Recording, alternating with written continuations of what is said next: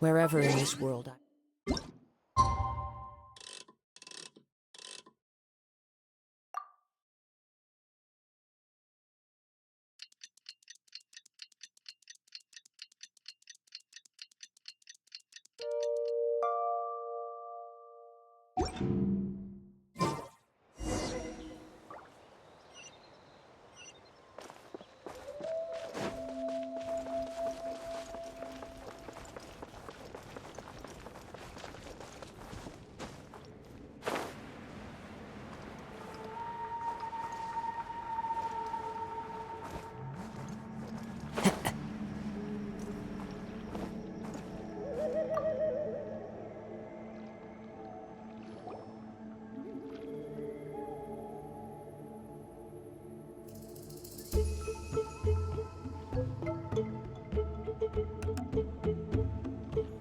Hey, everyone. Ah, Granny. You're back. So, no good news for me, then? You saw right through me. The Traveler collected a lot of spirits, and I checked all of them one by one. None of them matches Leela's description. I figured. It was written all over your face. It's alright. I didn't exactly have high hopes for the needle-in-a-haystack approach anyway. Leela's condition is still stable, but we're not really getting anywhere. Well, luckily, I made some progress on my end. Leela's parents told me that he made a new friend recently, and apparently he's been out of the house for days at a time. On one occasion, they secretly followed him and saw him and his friend tinkering around with something at a camp. Yeah, some guy who goes by the name Kokuchu, dressed in what looked like Inazuman attire. Is this really all I'll need, Mr. Kokuchu? Based on my studies of the ancient texts, hypersensitivity is usually treated with desensitization therapy. So, I figure there's no reason it shouldn't work in reverse. Now, for a poor chap like yourself with no sensitivity to spirits whatsoever, you'll have to completely immerse yourself in spiritually rich substances for this to be effective. I'm electing to name this approach hypersensitization therapy. Is it risky? You're the spirit duffer, not me. I'm sure you're more clued up than I am on the potential consequences of brute force clairvoyance. All right, but I do have one last question. What's in this for you? People like me obviously don't have much clout in this tribe, so it's not like I can offer you much in return. You think I'm looking for a reward? Oh, my good sir, take a look at my face. Isn't the answer written here clear as day? What? What's written there? Just a friendly guy who's happy to help. What?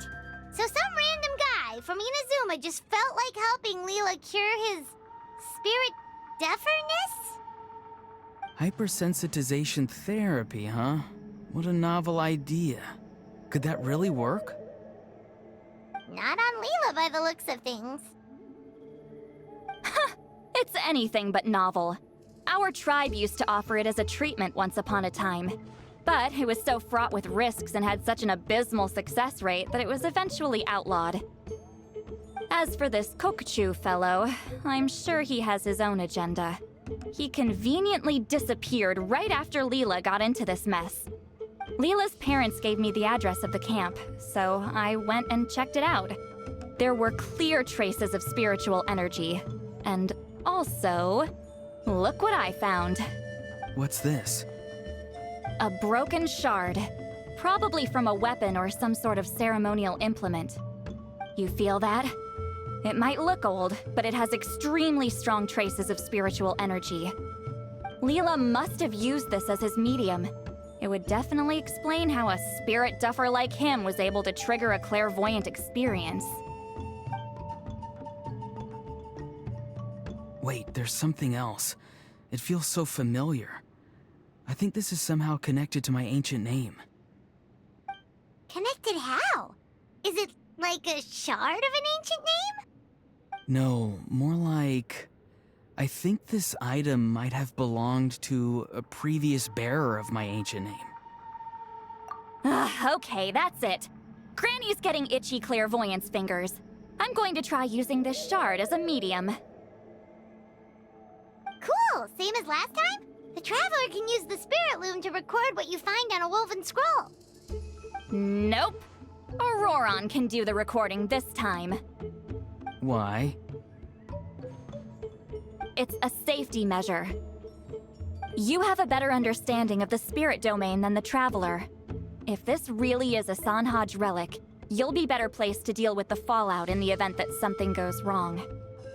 Ah, see, Paimon? Told you Granny has a soft spot for the Traveler.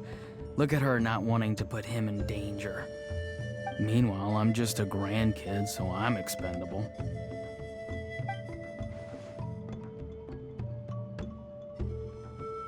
Hey, what are you blabbing on about? Sorry, Granny. I'm ready now. Then let us begin.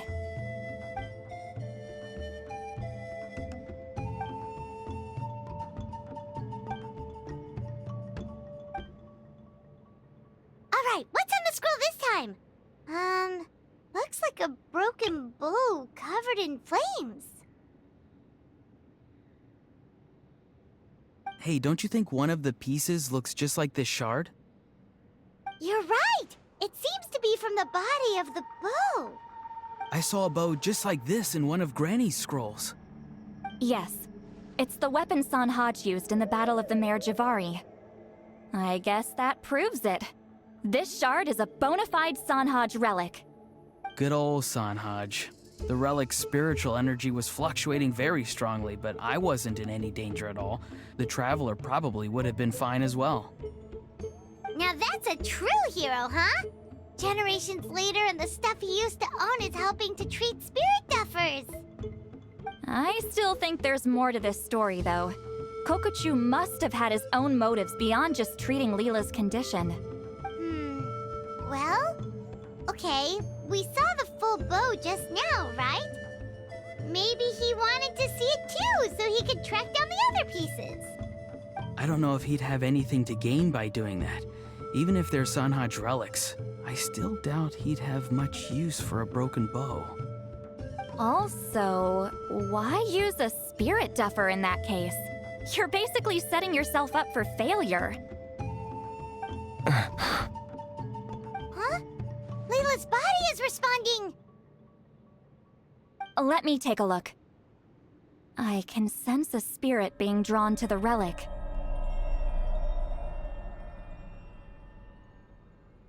Looks like Granny's plan is working. Leela's spirit is being drawn to the bait. In that case, let me try again. This time using both Leela's body and the shard as mediums. You can do it, Granny. I'm ready to go too. You got the itch too, huh? Plus, Auroron went last time. It's only fair to take it in turns. Fine by me. We know it's safe now, so you shouldn't have any problems.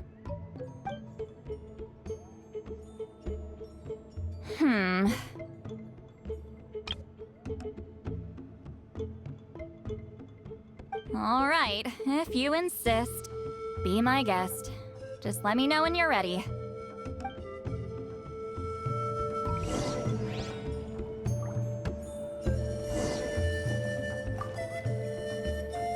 Don't worry. I'm quite sure the shard is safe. There shouldn't be any danger.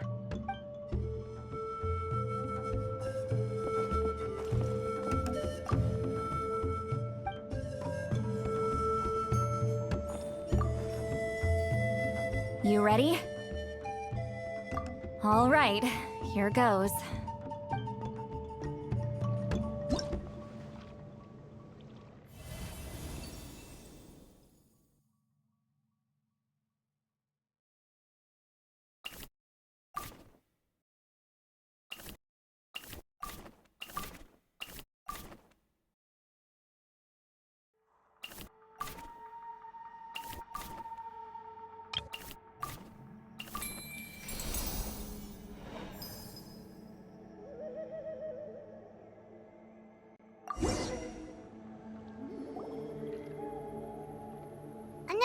has appeared.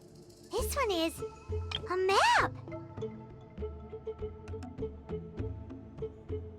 A map? Of where? Could it be the Mare Javari? The Mare Javari? The Mare Javari was reduced to a desolate wasteland after that big battle. Or rather, it became known as the Mare Javari after what happened there. The ashes of the monsters and warriors who fought there covered the entire battlefield. Sometimes, bone-chilling cries would be heard from the depths. Other times, the whole region would become engulfed in towering flames, drowning out the cries. That place is full of untold dangers and mysteries. Over the centuries, the finest adventurers have tried to prove themselves by venturing in. Sadly, most ended up perishing there. That lasted up until around 20 or 30 years ago, when strange things started happening. People started speaking of an enormous dark creature the size of a mountain, roaming around inside the Mare Javari. And then, shortly after that, the whole region just completely disappeared. Nobody knows how, but that infamously ominous place just vanished from the face of the world. What? How the heck? I know, right? Anyway, if I'm not mistaken, the place indicated on this map is where it used to be before it disappeared. At the westernmost part of Natlan. It's a very remote location, far away from any of the tribes. There never used to be a settlement there, but there's more people since the Mare Javari disappeared. Anyway, that's just what I've heard. I've never been there myself. This is what age does to you. The older you get, the less adventurous you become. That's just an excuse. Granny's too lazy to take a trip that far away. Hold on a second. There's a spirit approaching the shard and the woven scroll. Oh, Leela's body is responding again! Quite a strong reaction this time. Does this mean what he was really seeking was the Mare Javari's location? I sense it too. There's a soul nearby. Almost a complete one. This is creeping Paimon out! Seems like the plan is working. So, can we just wake him up now? Not today. You might think bringing a spirit back into its body is like pouring water from one bottle into another, but I need to borrow a ceremonial sword and make some other preparations. It'll take me about 2 days. But don't worry, now that his spirit's returned, there's just one step left. Let's meet up again in 2 days.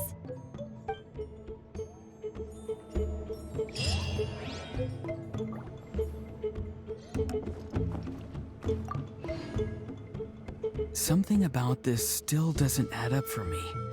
If that Kokchu guy was really plotting something, why would he leave Sanhaji's relic at the scene? Unless that was also bait.